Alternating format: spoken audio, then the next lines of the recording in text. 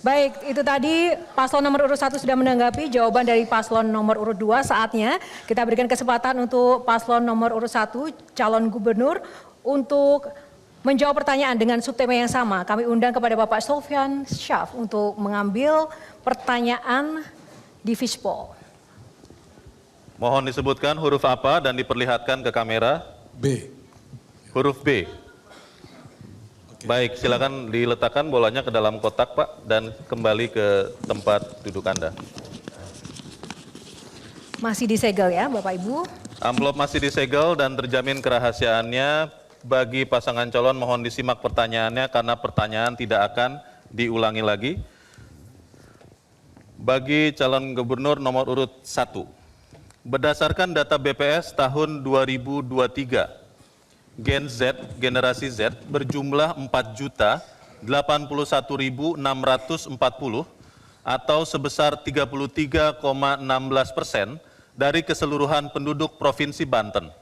Generasi ini masih rendah literasi dan rentan terkena dampak negatif media sosial seperti minimnya nilai-nilai nasionalisme, perundungan, hoax, ujaran kebencian, ketidakpedulian sosial, individualisme, hedonisme, dan judi online. Pertanyaannya, apa langkah konkret dan program kerja yang akan Anda lakukan untuk meningkatkan kemampuan literasi dan wawasan kebangsaan pada jenjang SMA atau SMK atau MA atau pondok pesantren sehingga mampu memperkuat dan meningkatkan sumber daya generasi muda Banten? Waktu Anda menjawab 2 menit dimulai ketika Anda berbicara. Silakan. Setiap anak hidup pada masa dan zamannya, tapi tidak akan pernah berubah, yaitu soal adab, etika, dan juga norma. Saya termasuk mungkin generasi X, Pak Ade sama, mungkin anak-anak kita termasuk Gen Z. Dan saya memahami betul bagaimana kondisi anak-anak generasi Z hari ini tantangannya besar, walaupun dengan digital mereka akan jauh lebih baik hidupnya. Oleh karena itu, sekali lagi yang saya sampaikan, kebijakan, regulasi, kebijakan, penganggaran. Regulasi, karena SMA, SMK itu adalah tugas dari gubernur, maka kita akan masukkan ke dalam kurikulum muatan lokal. Bagaimana kita mendorong literasi tentang digitalisasi, tentang internet sehat. Bagaimana kita menyiapkan anggaran, terutama untuk SMA, SMK swasta yang belum terintervensi oleh anggaran APBD. Maka tugas kita memberikan bantuan kepada sekolah-sekolah swasta. Pondok pesantren sangat luar biasa. Ini tentu PR bagi kita bagaimana memberikan bantuan kepada pondok-pondok pesantren, perhatiannya bukan hanya pelajaran agama saja yang didapat, tapi wawasan kebangsaan negara kesatuan Republik Indonesia. Pancasila adalah ideologi negara. Itu adalah dasar kita yang harus kita pahami, kita pedomani, dan kita laksanakan. Tugas dimulai dari lingkungan sekolah, dan juga tentu kita mengingatkan kepada para orang tua, apa yang dimaksud dengan wawasan Nusantara, apa yang dimaksud dengan wawasan kebangsaan, bagaimana Pancasila dan yang lainnya, tentu harus diterapkan dalam kehidupan sehari-hari, dan bisa menjadi contoh. Bahkan bisa kita lakukan, hari ini banyak anak-anak muda yang menjadi agent of change. Di SMA, SMK, mereka punya prestasi, bagaimana kita dorong? Saya alumni Paskibraka, tentunya bagaimana anak-anak Paskibraka, anak-anak Pramuka, anak-anak yang lainnya bisa menjadi contoh teladan bagi teman-temannya. Pola pendekatannya harus sama dengan anak hari ini, karena anak hari ini hidup dalam masa dan zamannya masing-masing, tetapi ada satu linear yang sama yang tidak mungkin dipisahkan tentang norma, etika, apalagi ideologi negara kita, Pancasila. Terima kasih. Baik, terima kasih. Baik, Bapak Ibu Baik. harap tenang. Mohon tenang, mohon tenang. Baik, Terima kasih. Mohon tenang. Kita lanjutkan ya, Bapak Ibu silakan saatnya untuk calon gubernur nomor urut 2 menanggapi untuk cagup nomor urut 1, waktu Anda 2 menit dimulai dari sekarang. Baik, ini korelasinya adalah tentu juga dengan indeks pembangunan kebudayaan.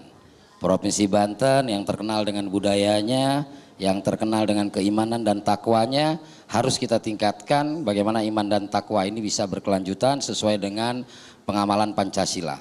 Oleh karena itu, terkait dengan perkembangan zaman hari ini di mana digitalisasi, kemudian medsos, kemudian hoak dan sebagainya itu bermunculan, tentu dimulai dari karakter asli warga Banten, yaitu menguatkan iman dan takwa. Tentu tadi pagi saya baru saja berkunjung kepada kelompok guru-guru ngaji, yang mana mereka meminta perhatian kepada kita bahwa tradisi mengaji di rumah itu sudah mulai berkurang. Oleh karena itu kita harus tingkatkan lagi. Karena apa? Karena nilai-nilai kebaikan harus dimulai dari dasar. Dan tentu kita harus berkomitmen juga memberikan ruang yang besar kepada generasi muda untuk bisa mengekspresikan kemampuan mereka. Maka perlulah kita membuat Banten Expo, perlulah kita membuat event-event olahraga, perlulah kita membuat event-event seni dan budaya untuk supaya merangsang anak-anak muda kita untuk lebih fokus kepada tujuan. Saya pernah merasakan ekstrakurikuler di SMA sebagai pemain hoki, dan alhamdulillah saya pernah merasakan kejurnas dan Porda. Dan saya pernah bermain di lapangan alun-alun waktu Porda Jabar kelima. Ini menandakan bahwa saat anak-anak diberikan kesempatan di sekolahnya, diberikan peluang yang sama, insya Allah kita akan bisa mengurangi potensi-potensi yang dialami oleh generasi masa sekarang. Terima kasih. Iya, saya bicara P5 lagi aja. Pemerataan akses layanan sekolah gratis. Ini harus dilakukan. Oleh sebab itu kami punya misi bagaimana pendidikan gratis di Provinsi Banten. Terus yang berikutnya adalah pengembangan kemitraan dengan pondok pesantren. Yang ketiga adalah peningkatan kapasitas, terus juga kerjasama dengan kabupaten kota dalam smart city. Yang berikutnya adalah prioritas tambahan anggaran. Terima kasih. Jelajahi cara baru mendapatkan informasi. Download Metro TV Extend sekarang.